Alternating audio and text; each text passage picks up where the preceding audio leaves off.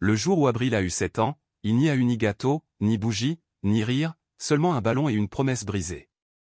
Ce jour-là, sa mère l'a pris par la main et lui dit qu'elles allaient à la place pour célébrer un petit peu. Avril sourit car elle ne savait pas que ce serait sa dernière promenade à ses côtés. Elle portait sa robe rose à fleurs, les sandales qui lui serraient déjà, et cette mèche blanche qui tombait sur son front comme une signature de son destin. Dans une main le ballon, dans l'autre la confiance absolue en la femme qui la guidait. Elles s'assirent sur un banc.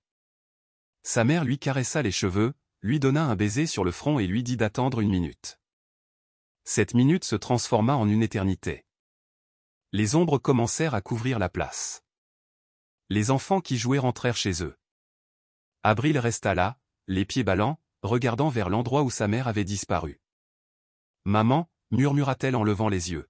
« Tu peux revenir maintenant. » Mais seul le vent répondit, poussant son ballon comme s'il voulait lui aussi s'échapper. La nuit tomba et les lumières jaunes des lampadaires illuminèrent son petit visage, révélant ses yeux de couleurs différentes, l'un plein de larmes, l'autre vide de réponses. Ce fut le jour où l'anniversaire d'une petite fille devint le pire jour de sa vie. Un jour dont Publa se souviendra, car au milieu de cette place, avec un ballon tremblant entre ses doigts, commença l'histoire la plus triste et la plus porteuse d'espoir que vous n'entendrez jamais. Tous les anniversaires ne sont pas heureux. Certains deviennent des cicatrices que même le temps ne peut effacer. Avril est né un 12 avril, en plein printemps mexicain, lorsque les jacarandas peignaient les rues de Publa en violet. Ses cheveux sombres tombaient en cascade, interrompus par une mèche blanche qui la rendait unique. Ses yeux, l'un vert et l'autre couleur miel, semblaient garder 2 histoires différentes sur le même visage. Ce jour-là, qui aurait dû être spécial, commença comme n'importe quel autre. Elle se réveilla avec l'espoir que quelque chose de beau allait se passer, peut-être un petit gâteau ou une chanson fausse, mais chantée avec amour. Au lieu de cela, elle n'entendit que des pas pressés et des phrases courtes qu'elle ne comprenait pas. Sa mère lui dit qu'elles allaient faire une promenade et l'emmena à la place centrale. Entre l'agitation des vendeurs, l'odeur de maïs grillé et l'écho de rires étrangers, Avril reçut un ballon. Ce fut son unique cadeau. Ce qu'elle ne savait pas, c'est qu'en lâchant la main de sa mère un instant, elle ne la sentirait plus jamais. Le jour s'éteignait et avec lui, son enfance.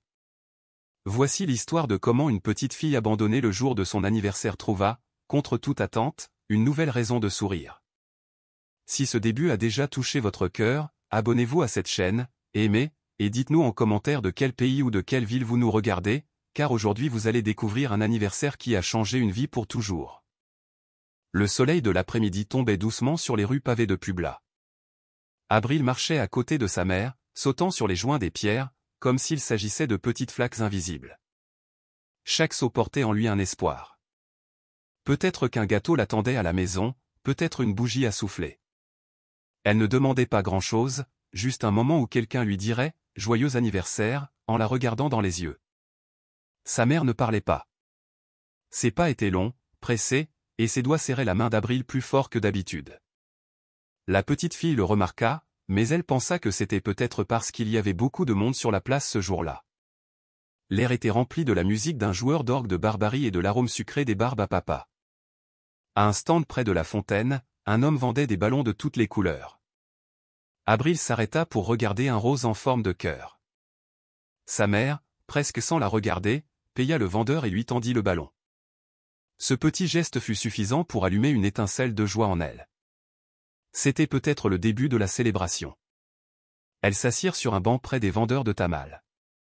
La mère caressa la mèche blanche d'Avril, comme si elle voulait la mémoriser, et lui donna un rapide baiser sur le front. « Reste ici 1 minute, je vais chercher quelque chose, » dit-elle avec un sourire qui n'atteignait pas ses yeux. Avril acquiesça, sans soupçonner que ce seraient les dernières paroles qu'elle entendrait d'elle. Les minutes passèrent comme de lentes gouttes, tombant d'un robinet. D'abord 5, puis 10, puis 20. Le ballon commença à s'emmêler entre ses doigts moites. Avril tournait la tête, cherchant parmi la foule des visages connus qui n'étaient pas là. Le ciel commença à se teinter d'orange, les rires des enfants diminuèrent et les stands de nourriture commencèrent à ranger leurs casseroles. Avril, le dos droit et le ballon reposant sur ses genoux, attendait toujours, car à 7 ans, l'espoir est plus fort que la réalité. Quand la dernière lumière du jour se cacha derrière les toits, une sensation étrange s'empara d'elle. Ce n'était ni la faim ni le froid. C'était comme si l'air pesait plus lourd, comme si son cœur battait dans une pièce vide. La place qui, à leur arrivée, était pleine de voix, semblait maintenant un écho interminable. Alors, une rafale de vent voulut lui arracher le ballon des mains. Elle le tint fermement, comme si en le lâchant elle risquait de perdre plus qu'un morceau de latex. À ce moment, une voix rauque mais aimable l'interrompit. « Petite, tu es seule ?» demanda une femme âgée avec un panier de tamal au bras. Abril leva les yeux. La dame avait les cheveux relevés en un chignon bas et un tablier taché de pâte. Son expression était d'une inquiétude sincère, de celle qu'on ne feint pas. Mais Abril, confuse, ne répondit pas, elle serra juste son ballon dans ses bras comme si c'était la seule chose qui lui appartenait au monde. La dame s'approcha d'un pas, baissant le ton de sa voix. « Il n'est pas sûr que tu restes ici à cette heure. Viens, on va chercher ta maman. » Mais Abril ne bougea pas. Pour la première fois de l'après-midi, elle comprit que sa mère ne reviendrait pas. La vendeuse de tamal regarda autour d'elle comme si elle s'attendait à voir quelqu'un réclamer la petite. Mais la place était déjà presque vide. Il ne restait qu'un couple de vendeurs rangeant leurs affaires et un chien errant reniflant des sacs poubelles. Le silence d'Abril était inquiétant, comme si elle craignait que d'ouvrir la bouche ne fasse tout s'écrouler. Encore plus. « Viens, ma petite, tu ne peux pas rester ici seule, » dit la femme en tendant la main. Abril hésita quelques secondes avant de la prendre. Ses petits doigts s'agrippèrent à cette peau rugueuse, marquée par des années de travail, comme si elle contenait un peu de la sécurité qu'elle venait de perdre. Elles marchèrent ensemble vers un poste de police au bout de la place. La lumière blanche de l'intérieur contrastait avec la pénombre de la rue. Un agent à la moustache épaisse les reçut avec un regard fatigué. « Que s'est-il passé ?» demanda-t-il en ajustant son chapeau sur sa tête. La dame expliqua qu'elle avait trouvé la petite fille seule sur le banc, attendant sa mère depuis des heures. Le policier regarda Abril, puis le ballon qu'elle serrait toujours contre sa poitrine. « Tu te souviens de ton adresse? Du nom de quelqu'un de ta famille ?» demanda-t-il d'une voix grave, mais aimable. Abril secoua la tête, non pas parce qu'elle ne savait pas, mais parce qu'elle n'acceptait pas encore de devoir le dire. Dans son esprit, si elle répondait à ces questions, ce serait comme confirmer que sa mère ne reviendrait pas. Le silence pesa si lourd que le policier soupira et prit un carnet. « On va attendre ici un moment au cas où elle apparaîtrait, » dit-il. Il lui offrit un verre d'eau qu'Abril toucha à peine. La vendeuse de tamal resta à ses côtés, assise sur une chaise en plastique, regardant la porte comme si elle pouvait deviner une ombre familière. Une heure passa, puis une autre. La nuit devint plus froide et le vent s'infiltrait en sifflant par les fissures de la fenêtre. Abril commença à trembler, non seulement de froid, mais d'un mélange de peur et de détresse qu'elle n'avait jamais ressenti auparavant. Le ballon, de plus en plus dégonflé, semblait refléter son état d'esprit. Quand l'horloge du poste marqua 22 heures, le policier secoua la tête. Personne n'est venu. La vendeuse de tamal se pencha vers Abril et lui caressa les cheveux, écartant délicatement sa mèche blanche. « Ne t'inquiète pas, ma petite, cette nuit tu ne dormiras pas seule. » La petite la regarda surprise. Personne ne lui avait fait de promesse depuis le matin et cette phrase fut comme un rayon de lumière au milieu du blackout de sa vie.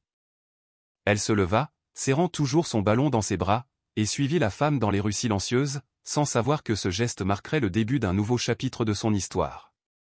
La marche jusqu'à la maison fut silencieuse. Les rues de Publa semblaient dormir, illuminées seulement par les lampadaires qui projetaient de longues ombres sur les murs colorés. Abril regardait tout avec de grands yeux, mémorisant les coins et les portes, comme si elle avait besoin d'une carte pour revenir en arrière. Bien qu'elle sût qu'il n'y avait pas d'arrière vers lequel retourner. Elles arrivèrent à une petite maison de plain-pied avec une porte en bois usé et une fenêtre grillagée, pleine de pots de fleurs. De l'intérieur s'échappait une odeur tiède de pâte et de café qui fit grogner l'estomac d'Abril sans permission. La femme poussa la porte et elles entrèrent, laissant derrière elles l'écho froid de la rue. L'intérieur était simple mais accueillant. Il y avait une table ronde avec des nappes, un petit poêle et un crucifix accroché au mur. Dans un coin, un foyer éteint et un panier plein d'épis de maïs. « Assieds-toi, ma petite, » dit la femme en désignant une chaise. « Tu dois avoir faim. » Abril s'assit doucement, serrant toujours son ballon, comme si en le lâchant elle risquait de perdre plus que de l'air. La femme servit une assiette de tamal et la plaça devant elle. La vapeur montait comme un nuage parfumé, mais Abril hésita avant de goûter, comme si accepter de la nourriture était trahir l'espoir que sa mère revienne. « N'aie pas peur, » murmura la femme. « Je m'appelle Carmen. » Abril leva les yeux pour la première fois depuis qu'elles étaient parties de la place. Ses yeux, l'un vert et l'autre miel, brillaient sous la lumière jaune de la cuisine. « Abril » dit-elle à peine, comme si prononcer son propre nom lui rappelait qu'elle existait toujours. Carmen sourit doucement. Joli nom pour une petite fille spéciale. Elle ne posa pas d'autres questions, ne voulut pas la presser, elle lui servit juste un verre d'eau tiède et s'assit à ses côtés, mangeant aussi, comme pour lui tenir compagnie. Après le dîner, Carmen lui prépara un lit improvisé sur un canapé avec une couverture épaisse et un oreiller qui sentait le savon de lessive. Abril s'allongea, mais ne ferma pas les yeux. Elle écoutait le tic-tac d'une horloge murale et le son lointain d'un chien aboyant. Tout était nouveau, étrange et un peu sûr, même si elle ne voulait pas l'admettre. Avant d'éteindre la lumière, Carmen s'approcha et lui arrangea la couverture sur les épaules. « Bonne nuit, Abril. » La petite fille ne répondit pas, mais resta à regarder le plafond, serrant le ballon presque dégonflé contre sa poitrine, comme si c'était son dernier lien avec le jour où elle avait encore une mère. Cette nuit-là, il n'y eut pas de rêve, seulement des images floues du banc sur la place et de la voix de sa mère disant « une minute qui n'était toujours pas terminée. » L'aube arriva avec l'odeur du café fraîchement moulu et le son métallique d'une spatule frappant une poêle. Abril ouvrit les yeux doucement, confuse par le plafond qu'elle ne reconnaissait pas. Un instant, elle pensa que tout ce qui s'était passé la veille n'était qu'un mauvais rêve, jusqu'à ce qu'elle voie le ballon, maintenant complètement dégonflé, à ses côtés sur le canapé. Elle s'assit, serrant ses genoux, et écoutant Carmen fredonner une chanson douce dans la cuisine. Ce murmure avait quelque chose d'une berceuse, mais Abril ne bougea pas. Elle était habituée à attendre des instructions, pas à ce que quelqu'un lui donne la liberté de décider quoi faire. Carmen apparut dans l'encadrement de la porte avec un tablier propre et une tasse fumante à la main. « Bonjour, ma petite. Tu as bien dormi ?» demanda-t-elle avec un léger sourire. Abril haussa les épaules. Elle ne savait pas comment répondre à quelque chose d'aussi simple. La femme posa la tasse sur la table et servit une assiette d'œufs brouillés et de tortillas chaudes. « Mange un peu, tu as besoin de force. » Abril obéit en silence, surprise que personne ne lui demande rien en échange de la nourriture. Dans sa courte vie, elle avait appris que tout avait un prix. Après le petit déjeuner, Carmen prit son rebozo et le jeta sur ses épaules. « Je vais au marché acheter ce qui manque pour les tamales d'aujourd'hui. Tu veux venir ?» Abril hésita. Sortir signifiait revoir la place et elle n'était pas sûre d'être prête pour cela. Mais Carmen n'insista pas. « D'accord, reste si tu veux. N'oublie pas de fermer la porte à clé. » dit-elle, et elle sortit, laissant une odeur de maïs et de cannelle flotter dans l'air. Pour la première fois, Abril était seule dans un endroit sûr et cela lui faisait plus peur qu'elle ne le pensait. Elle se promena dans la petite maison, touchant doucement les objets, un chapelet accroché au mur, un vase avec des fleurs séchées, une photo en noir et blanc d'une jeune femme qui ressemblait à Carmen. Dans chaque coin, il y avait des signes d'une vie simple mais stable, un contraste douloureux avec la sienne, qui semblait faite d'adieu. Quand Carmen revint, elle la trouva assise par terre en train de dessiner avec un vieux crayon qu'elle avait trouvé sur la table. Abril avait tracé un banc, un ballon et deux mains qui ne se touchaient pas. Carmen ne dit rien, elle s'accroupit, lui caressa les cheveux et posa devant elle une fleur en papier qu'elle avait achetée au marché. « Pour que tu te souviennes que les belles choses peuvent aussi rester, » murmura-t-elle. Abril ne répondit pas, mais serra la fleur entre ses doigts. C'était la première fois depuis l'abandon qu'elle sentait que quelque chose pouvait être à elle. Plusieurs jours passèrent, au cours desquels la routine de Carmen commença à envelopper Abril comme une couverture chaude. Elle se levait tôt, préparait des tamales ensemble et, à la tombée du soir, Carmen les vendait au coin de la rue. Abril l'accompagnait, mais elle évitait toujours de regarder vers le centre de la ville. Pour elle, la place était un trou sombre où son enfance était tombée. Un matin, Carmen dit d'une voix tranquille, « Aujourd'hui, je dois aller vendre à la place. C'est jour de marché et il y a beaucoup de monde. » Abril sentit un frisson. Elle ne voulait pas y retourner, mais l'idée de rester seule à la maison lui semblait encore pire, alors elle acquiesça en cachant le tremblement dans ses mains. Le chemin fut un défilé d'arômes et de couleurs, étals de fleurs, fruits empilés, musique de mariachi, mais Abril voyait à peine. Chaque pas vers la place était comme marcher sur des cristaux invisibles. Quand elles arrivèrent, Carmen installa sa table près de la fontaine. L'eau tombait dans un murmure constant, le même qu'Abril se souvenait du jour de son abandon. Elle resta immobile, regardant un banc vide à quelques mètres. C'était le même où elle avait attendu jusqu'à ce que le ciel devienne noir. Carmen remarqua son regard fixe et arrêta de ranger les tamals. « C'est ce banc ?» demanda-t-elle doucement. Abril avala sa salive et baissa les yeux. Elle n'avait pas besoin de répondre. Le murmure de la place s'estompa dans son esprit, remplacé par l'écho de ce « une minute » qui ne finit jamais. Elle s'accrocha à la table comme si c'était la seule encre qu'elle avait. Carmen s'approcha, posant une main ferme sur son épaule. « Abril, ici tu es en sécurité, » murmura-t-elle. « Tu n'es plus la même petite fille qui est restée seule. » La phrase se glissa dans sa poitrine comme un rayon de soleil timide. C'était vrai. Maintenant, il y avait quelqu'un qui restait. Le reste de la journée, Abril resta auprès de Carmen, apprenant à encaisser, à sourire aux clients, même à rendre la monnaie. Mais de temps en temps, ses yeux revenaient vers ce banc, non plus avec des larmes, mais avec la certitude qu'elle n'y attendrait plus jamais seule. Le soleil était déjà bas quand la place commença à se vider. Carmen rangeait les dernières feuilles de tamal dans un sac tandis qu'Abril empilait les petites chaises. Soudain, parmi les gens qui traversaient la fontaine, une silhouette attira l'attention de la petite fille. Une femme grande enveloppée dans un rebozo rouge qui marchait lentement, regardant partout. Abril sentit un battement fort dans sa poitrine. Elle ne savait pas pourquoi, mais cette femme lui semblait étrangement familière. Ses mains étaient longues, aux doigts fins, et sur son visage, il y avait quelque chose qui lui rappela les quelques photos qu'elle avait gardées en mémoire. La femme s'arrêta devant le stand et regarda Carmen. « Bonsoir. Vous êtes la dame qui vend des tamals ici tous les jeudis ?» demanda-t-elle d'une voix grave. Carmen acquiesça, intriguée.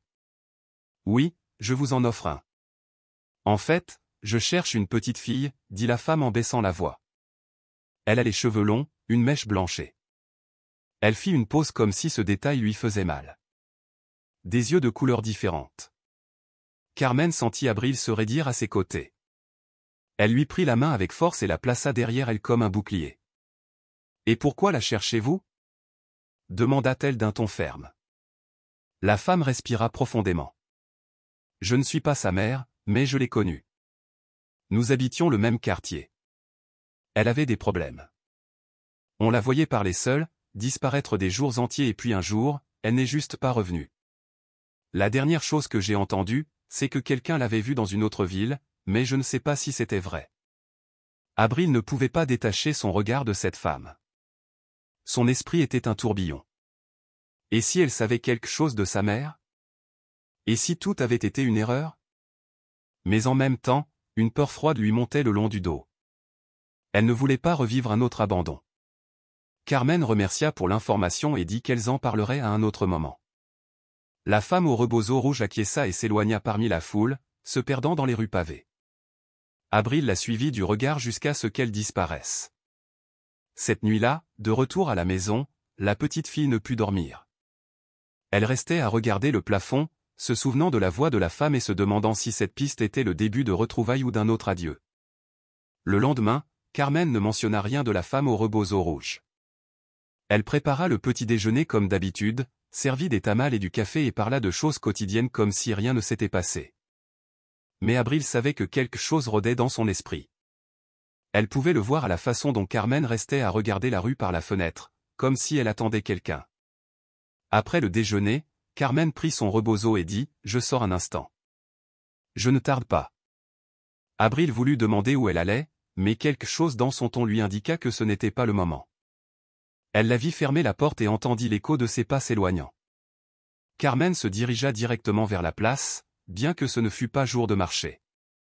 Elle demanda à quelques vendeurs s'ils connaissaient la femme au rebozo rouge. L'un dit l'avoir vue acheter des fleurs près de l'église. L'autre mentionna qu'elle vivait dans une rue étroite derrière la gare routière. Guidée par ces indices, Carmen arriva à une petite maison à la peinture écaillée et au portail rouillé. Elle frappa doucement. La femme au rebozo rouge apparut surprise et l'invita à entrer. À l'intérieur, l'air sentait l'encens et le pain frais. Sur le mur, il y avait une photo encadrée, une jeune femme avec une petite fille dans les bras. Les cheveux de la petite fille étaient sombres, avec une mèche blanche qui ressortait comme une lumière dans la nuit. Carmen n'eut pas besoin de demander qui c'était. « Elle s'appelle Abril, n'est-ce pas ?» dit la femme en baissant les yeux. « Oui, » répondit Carmen avec prudence. « Elle est avec moi depuis ce jour sur la place. » La femme soupira et un instant, elle sembla sur le point de pleurer. « Je ne suis pas sa mère, mais je l'ai connue. Nous vivions dans le même quartier. Elle avait des problèmes. On la voyait parler seule, disparaître des jours entiers et puis un jour, elle n'est juste pas revenue. La dernière chose que j'ai entendue, c'est que quelqu'un l'avait vue dans une autre ville, mais je ne sais pas si c'était vrai. » Carmen sortit de là avec plus de questions que de réponses. Elle savait qu'elle devait protéger Abril, mais elle sentait aussi que la petite fille méritait de savoir la vérité. En rentrant chez elle, elle pensa à la façon de lui dire que sa mère ne l'avait peut-être pas quittée par manque d'amour, mais à cause d'une vie qui lui échappait des mains. Cet après-midi-là, quand Carmen rentra chez elle, elle trouva Abril assise sur le canapé, en train de dessiner. Sur le papier, elle avait tracé le contour d'une femme et d'une petite fille se tenant la main. La petite fille du dessin avait une mèche blanche dans les cheveux. Carmen laissa le rebozo sur la table et s'assit devant elle. Un instant, elle ne dit rien, elle regarda juste ses traits simples qui semblaient porter tout le poids d'un cœur. « Abril, » commença-t-elle d'une voix douce. « Aujourd'hui, j'ai parlé avec la femme que nous avons vue sur la place. » La petite fille leva la tête, ses yeux hétérochromes cherchant des réponses. « Qui était-ce » demanda-t-elle d'une voix à peine audible. Carmen respira profondément. « Elle n'est pas ta maman, mais elle l'a connue. Elle vivait près l'une de l'autre et elle m'a dit que ta mère n'allait pas bien, qu'elle disparaissait parfois, qu'elle parlait seule et qu'un jour elle n'est plus revenue. » Abril fronça les sourcils. « Elle n'allait pas bien » répéta-t-elle comme si ces mots étaient des pierres qu'elle ne pouvait avaler. « Je ne sais pas tout, ma petite, » admit Carmen. « Mais il semble qu'elle ne t'a pas quitté parce qu'elle ne t'aimait pas, mais parce que la vie lui pesait trop lourd. » La petite fille serra le crayon jusqu'à ce que la mine se casse. Ses lèvres tremblaient, mais elle ne pleura pas. « Si elle m'aimait, elle serait revenue, » murmura-t-elle en fixant son regard sur le sol. Carmen sentit un nœud dans la gorge. Elle se pencha et lui prit les mains. « Parfois, l'amour ne suffit pas à lutter contre certaines batailles. Cela ne signifie pas que tu n'étais pas importante pour elle. » Mais Abril se leva d'un bond, laissant le dessin sur la table. « Je ne veux pas en parler, » dit-elle et s'enferma dans la chambre. La porte resta entr'ouverte et Carmen l'entendit s'installer dans son lit, serrant sa couverture comme si elle voulait disparaître à l'intérieur. Cette nuit-là, la maison fut plus silencieuse que jamais. Carmen comprit qu'elle avait planté une graine difficile et que peut-être la vérité tarderait à fleurir. Pour l'instant, elle ne pouvait qu'attendre et rester. Les jours suivants furent lents et silencieux. Abril évitait de parler de sa mère et Carmen n'insistait pas, mais la distance entre elles se notait dans les gestes. La petite fille mangeait en silence, dormait avec la couverture jusqu'à la tête et passait des heures à dessiner seule dans un coin. Un après-midi, pendant que Carmen préparait des tamales, un orage soudain commença. Le ciel s'obscurcit comme s'il faisait nuit et la pluie frappa le toit avec force. Un coup de tonnerre secoua les fenêtres et Abril, qui était dans le salon, fit un bond et courut vers la porte. « Où vas-tu » demanda Carmen effrayée. « Chercher maman » répondit-elle sans réfléchir, les larmes aux yeux. « Elle doit être seule. » La phrase foudroya Carmen comme un éclair. Elle laissa ce qu'elle faisait et s'approcha. « Abril » dit-elle, se mettant à genoux devant elle. « Je sais qu'elle te manque, mais sortir maintenant est dangereux. » La petite fille tremblait, regardant la rue comme si à tout moment une silhouette connue pouvait apparaître. Carmen lui prit la main. « Je ne peux pas te promettre que nous la retrouverons demain, mais je peux te promettre que je ne partirai pas. Peu importe la pluie, peu importe la nuit, je reste. » Abril la regarda avec ses yeux bicolores, cherchant une fissure dans ses mots. Mais elle n'en trouva aucune. Elle ne vit qu'une femme trempée de sincérité, qui était prête à partager le froid et la tempête si nécessaire. La petite fille poussa un long soupir et pour la première fois depuis l'abandon, elle se laissa embrasser. Carmen l'enveloppa de son rebozo et la ramena sur le canapé. Là, assises ensemble, elles écoutèrent la pluie tomber comme un rideau qui fermait un chapitre de peur pour en ouvrir un nouveau de confiance. Cette nuit-là, Abril dormit avec la main de Carmen entre les siennes. Elle ne dit rien, mais ce geste silencieux fut la réponse que Carmen avait attendue depuis le premier jour. La petite fille commençait enfin à croire que quelqu'un pouvait rester. Un an s'était écoulé depuis cet après-midi où Abril, un ballon à la main, avait vu son monde se briser. 12 mois qui transformèrent le silence en rire timide et la peur en une confiance qui grandissait comme une plante bien entretenue. Carmen était devenue bien plus qu'une gardienne. Elle était son refuge, son enseignante, sa famille. Arriva de nouveau le 12 avril. Le matin se leva avec un soleil doux, et sur la table de la cuisine, il y avait une nappe neuve, des fleurs fraîches et une petite boîte enveloppée de papier coloré. Abril, en la voyant, resta immobile comme si elle ne savait pas si elle pouvait s'approcher. « C'est pour toi, ma petite, » dit Carmen en souriant. Abril toucha la boîte de main tremblante. À l'intérieur, il y avait une robe blanche brodée de fleurs et une tresse de ruban pour ses cheveux. « Je veux que tu la portes aujourd'hui. »« Allons à la place, » annonça Carmen. Le mot « place » résonnait encore dans sa poitrine, mais cette fois, il ne sonnait pas comme un abandon, mais comme quelque chose de nouveau. Quand elles arrivèrent, Abril vit une table décorée de ballons, un petit gâteau et quelques voisins que Carmen avait invités. Tout était simple, mais cela avait quelque chose que son anniversaire précédent n'avait pas, des personnes qui voulaient rester. Carmen alluma une bougie et la plaça sur le gâteau. « Fais un vœu, Abril. » La petite fille ferma les yeux. Elle ne demanda pas de retrouver sa mère, elle ne demanda pas de revenir dans le passé. Elle demanda quelque chose de plus puissant, que ce moment, ce sentiment d'appartenance, ne disparaisse jamais, car elle comprit que le bonheur n'est pas toujours dans ce que nous avons perdu, mais dans ce que nous avons et que nous décidons de chérir. Elle souffla la bougie et tout le monde applaudit. Un instant, son hétérochromie brilla sous la lumière du crépuscule. Un œil reflétait le présent chaleureux, l'autre gardait les ombres du passé, mais tous deux, pour la première fois, regardaient vers l'avant. À la tombée de la nuit, alors qu'elle rangeait les affaires, Abril serra Carmen dans ses bras avec force. « Merci d'être restée, » murmura-t-elle. Carmen lui rendit l'étreinte, fermant les yeux comme celle qui reçoit aussi un cadeau. Ce jour-là, Abril comprit que tous les anniversaires ne sont pas heureux, mais que certains, avec le temps, peuvent le redevenir, et que parfois la famille n'est pas celle qui te donne la vie, mais celle qui décide de la partager avec toi. L'histoire que nous venons de vivre n'est pas seulement celle d'une petite fille abandonnée le jour de son anniversaire. C'est l'histoire de ce que signifie tout perdre et d'une certaine manière, gagner quelque chose que l'on n'aurait jamais imaginé. C'est l'histoire de la façon dont la douleur la plus profonde peut devenir la porte vers un amour véritable, un amour qui ne promet pas pour ensuite disparaître, mais qui demeure. Abril est arrivée sur la place d'Armes croyant qu'elle allait célébrer. Elle croyait que cette promenade avec sa mère serait le début d'une journée pleine de rire, même petit. Mais le destin avait d'autres plans et ce banc de bois au milieu de la place est devenu l'endroit où son enfance a changé pour toujours. En quelques minutes, la petite fille qui tenait un ballon rose avec illusion devint une petite fille qui le tenait comme unique témoin de sa solitude. Cette image, une petite fille hétérochrome, aux cheveux longs avec une mèche blanche, vêtue de rose, assise seule tandis que les ombres s'allongeaient, aurait pu devenir une photographie oubliée, une scène de plus parmi des milliers d'histoires anonymes d'abandon. Mais alors apparut Carmen, une femme simple, vendeuse de tamales, qui ne regarda pas ailleurs quand elle vit une petite fille seule. Et c'est là que cette histoire commence à nous apprendre quelque chose. Parfois, la famille n'est pas faite de sang, mais d'actes. Carmen n'est pas arrivée avec de grands discours ni des promesses vides. Elle est arrivée avec une main ferme, avec de la nourriture chaude, avec un canapé improvisé comme lit. Elle est arrivée avec sa présence, et cette présence est devenue le fil invisible qui a soutenu Abril pendant ces premiers jours où le « pourquoi ?» résonnait dans sa tête sans réponse. Avec le temps, Abril commença à comprendre que Carmen n'essayait pas de remplacer sa mère.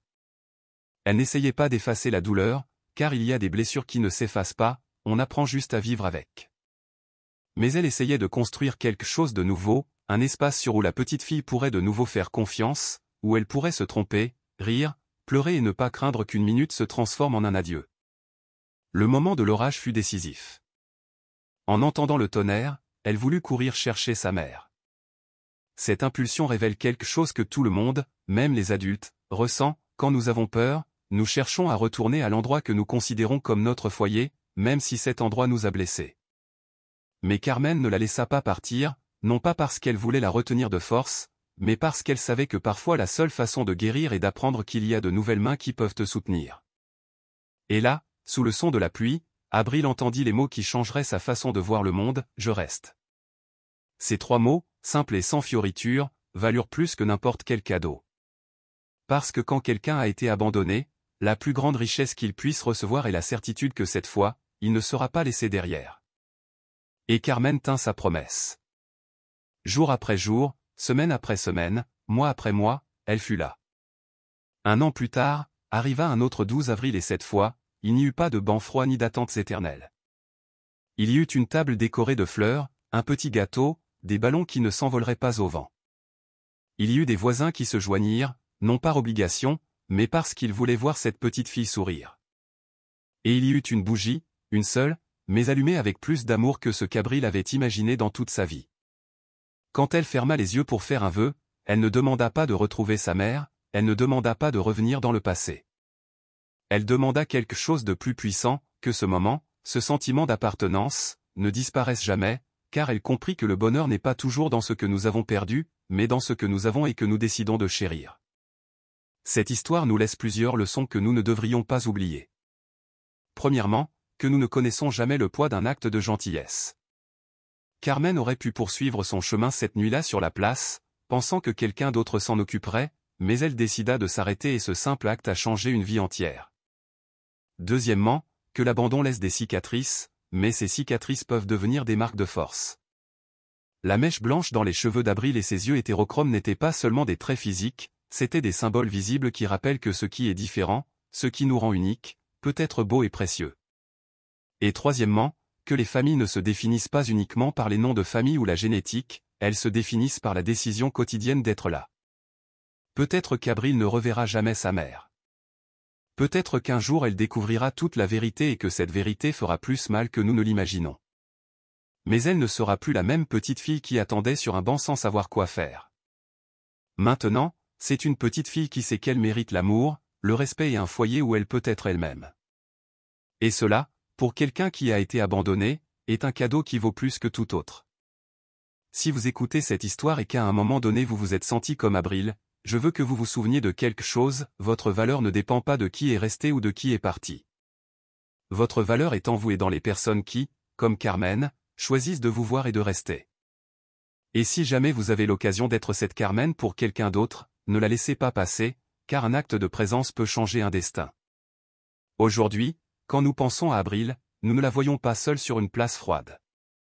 Nous la voyons entourée de gens qui l'aiment, soufflant des bougies, serrant Carmen dans ses bras avec gratitude. Nous la voyons avec sa mèche blanche brillant au soleil, avec ses yeux hétérochromatiques, reflétant 2 mondes, celui de la douleur qu'elle a vécue et celui de l'espoir qu'elle a construit. Nous la voyons sourire non pas parce qu'elle a oublié, mais parce qu'elle a appris que son histoire ne se termine pas par l'abandon, mais par les retrouvailles avec l'amour. Et ainsi, chaque 12 avril, Abril ne célèbre pas seulement son anniversaire, elle célèbre le jour où, sans le savoir, elle est née à nouveau.